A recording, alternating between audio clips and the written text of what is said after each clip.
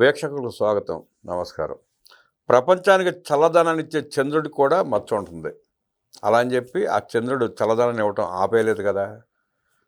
అలాగే రాష్ట్రం అన్నాక కొన్ని సంఘటనలు జరుగుతూ ఉంటాయి. ఏ సంఘటన జరిగినా ప్రాణం పోవటం అనేది అత్యంత దురదృష్టకరం. దాన్ని అందరూ ఖండించాల్సిందే, బాధపడాల్సిన విషయమే. కానీ కొన్ని ప్రభుత్వానికి సంబంధం లేని విషయాల్లో కూడా YSR Congress party Dandupalyam batch paid media, ఆ బులుగు మీడియా ఆ సంఘటనలు కూడా తీసుకొచ్చి ప్రభుత్వాన్ని కంటగట్టి ప్రచారం చేసుకుని శవరాజకీయాలు చేసే ప్రయత్నం చేస్తూ ఉంది. కాశీబొగ్గులో ఒక ప్రైవేట్ వెంకటేశ్వర స్వామి ఆలయంలో జరిగిన తొక్కిసలాటలో కొంతమంది చనిపోయారు. చనిపోవడం బాధాకరం, అందరూ ఖండించారు, ప్రభుత్వం ఖండించింది. కానీ ముందస్తు సమాచారం ఆ ప్రైవేట్ ఆలయ నిర్వాహకులు ప్రభుత్వానికి తెలియజేయలేదు, పోలీసులకు తెలియజేయలే.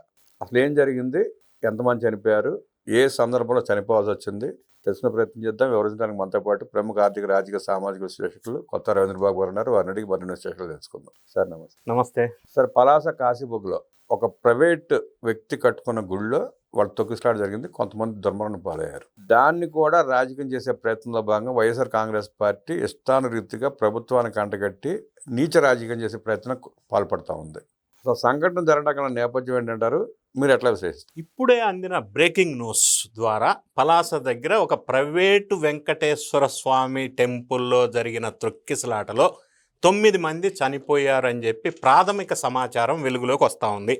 ఆ చనిపోయిన కుటుంబాలకి ప్రగాఢ సానుభూతిని ప్రకటిస్తూ ఇప్పుడు చేయవలసిన పని ఏంటంటే ఆ బాధిత కుటుంబాలని ఎవరు ఆదుకోవాలా, ఎలా ఆదుకోవాలనేది చర్చ.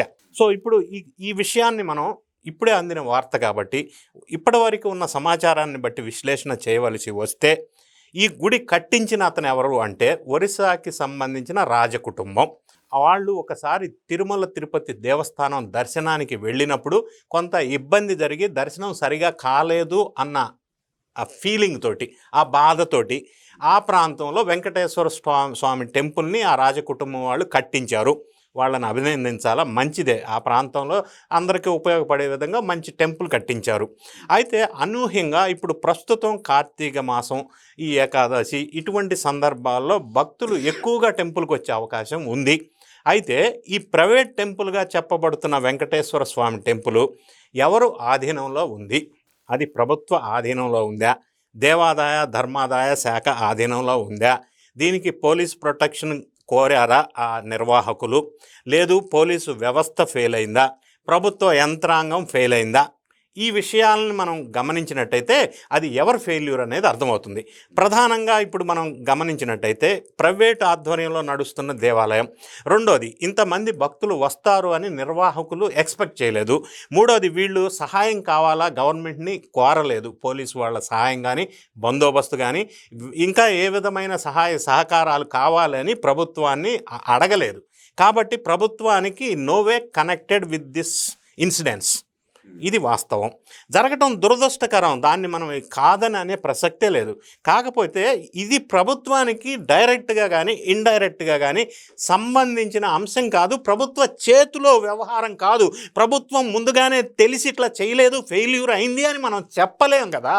కానీ దురదృష్టవశాత్తు ఎక్కడ ఇటువంటి సంఘటనలు జరిగితే అక్కడ వైఎస్ఆర్ కాంగ్రెస్ పార్టీ వాళ్ళు శవ రాజకీయం, కుల రాజకీయం, ఆ మంటల్లో చలిగాల్చుకునే ప్రయత్నం ఎక్కువగా చూస్తూ ఉన్నాం మనం.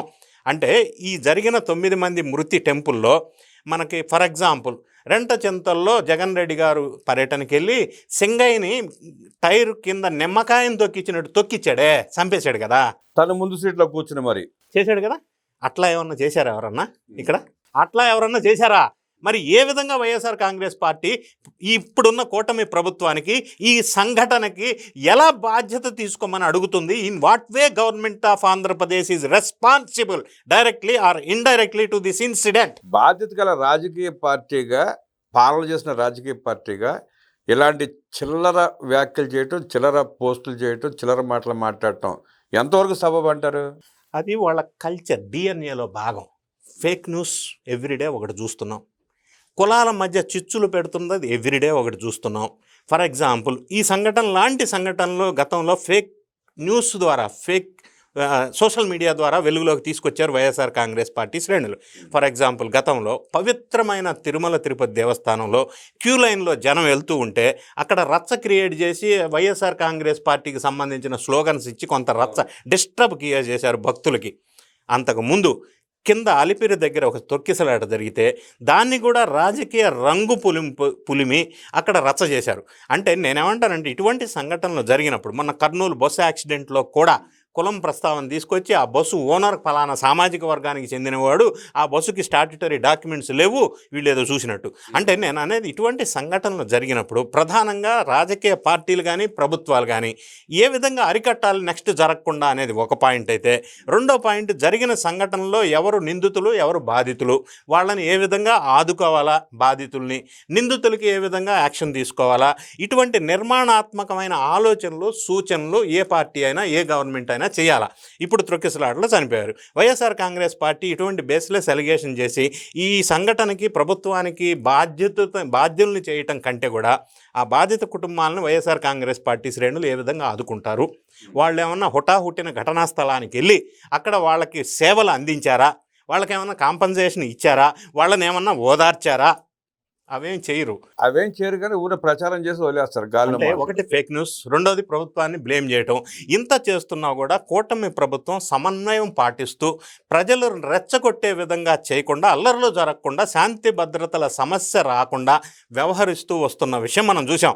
దాన్ని అలుసుగా తీసుకొని వీళ్ళు ప్రతి సంఘటనని, ప్రతి మరణాన్ని, ఆఖరికి మొన్న గుంటూరు దగ్గర శేషమ్మ అనే ఒక ఆమె ఆత్మహత్య చేసుకుంటే అక్కడ కూడా కులచిచ్చు రేపారు. ఈ విధంగా ప్రతి చోట అవకాశం ఉన్నప్పుడల్లా ఇటువంటి సంఘటనలు జరుగుతూ ఉంటే వాటికి సహాయ సహకారాలు ఇవ్వాల్సింది పోయి అనవసరంగా శాంతి భద్రతల సమస్య సృష్టించి ప్రభుత్వాన్ని బ్లేమ్ చేస్తూ ఈ విధమైన ఆలోచనతో ముందుకెళ్తున్నటువంటి వైఎస్ఆర్ కాంగ్రెస్ పార్టీ రియలైజ్ అవ్వాల్సిన అవసరం ఉంది. ఈ సంఘటనకి ప్రభుత్వాన్ని నిందించాల్సిన అవసరం ఏంది? వాళ్ళు వెళ్ళి సహాయ సహకారాలు అందించవచ్చు కదా. ఇప్పుడు జరిగిన సంఘటనలో ఏదైనా జరిగినప్పుడు ఒక బాధ్యతాయుతమైన పార్టీగా సహసహకారాలు చేయకుండా, సహాయం అందించకుండా, ఆ ప్రజలను ఆదుకోకుండా, వాళ్ళ కష్టాల పాలు పంచుకోకుండా సోషల్ మీడియా వేదికగా విష ప్రచారం చేస్తున్న వైఎస్ఆర్ కాంగ్రెస్ పార్టీని తరిమి కొట్టాల్సిన అవసరం ఉందని, వారి అరాచకాలని ప్రభుత్వం కట్టడి చేయాల్సిన అవసరం ఉందంటూ విశ్లేషించిన రవీంద్రబాబు గారికి ధన్యవాదాలు తెలియజేస్తూ నమస్కారం.